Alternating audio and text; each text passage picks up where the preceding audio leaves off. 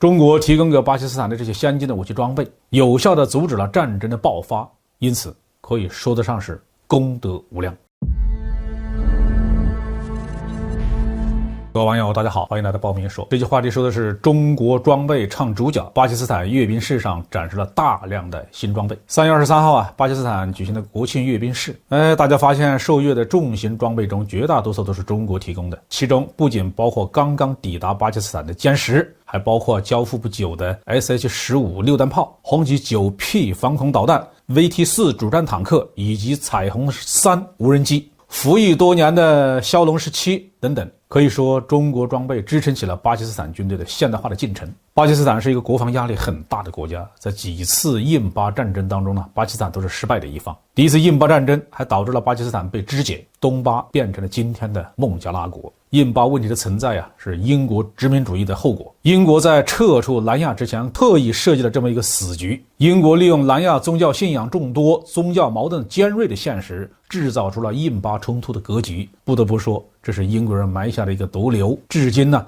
没有能够彻底的解决。但是现实就是巴基斯坦所面临的国防压力是非常的大。印度的人口呢是巴基斯坦的7倍，经济总量是巴基斯坦的11倍，而且印度在其他方向上没有太大的国防压力。印度和中国之间隔着辽阔的青藏高原，虽然双方有着领土纠纷，但是受限于自然条件，没有办法部署重兵集团，所以印度可以把绝大部分的国防资源都投入到它的西北方向，让巴基斯坦承受着巨大的安全压力。印巴之间最经常出现的冲突话题是克什米尔，但实际上真正会导致双方殊死一战的却是印度河的中下游，也就是巴基斯坦的旁遮普省和印度的旁遮普邦。这个地方呢，气候温暖湿润，有着良好的灌溉条件。左岸呢是印度的粮仓，右岸是巴基斯坦的粮仓。两处粮仓决定了两个国家人民的吃饭问题，也为两国提供了重要的粮食出口的条件。所以呢，巴基斯坦才会非常重视它的陆军机械化部队和空军的建设，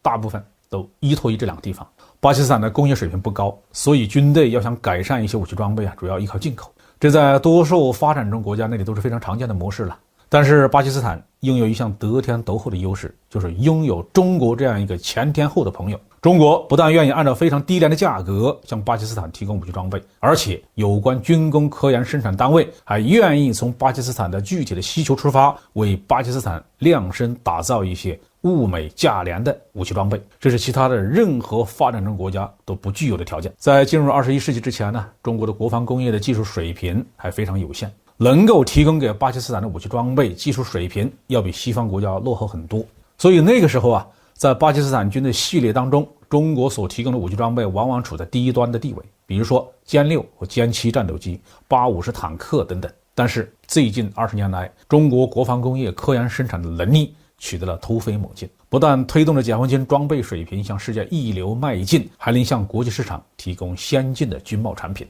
其中巴基斯坦可以享受到近水楼台先得月的优势，中国军贸部门不但向巴基斯坦优先供货，而且价格低廉。这样一来呢，巴基斯坦军队和印度相比就拥有了质量上的优势，虽然在数量上依然劣势比较明显，但正好形成了与印度之间的军力平衡。既然谁也打不赢，那么爆发战争的概率就会急剧下降。印巴呢是两个人口众多的国家，如果发生战争，不但会造成严重的战场伤亡，很可能因为经济生活遭到破坏而引发国内的实业匮乏，甚至是饥荒，由此而对人民生命造成极其巨大的威胁。大面积的死人也不是不可能发生的。中国提供给巴基斯坦的这些先进的武器装备，有效地阻止了战争的爆发，因此可以说得上是功德无量。好，这期话题就说到这里。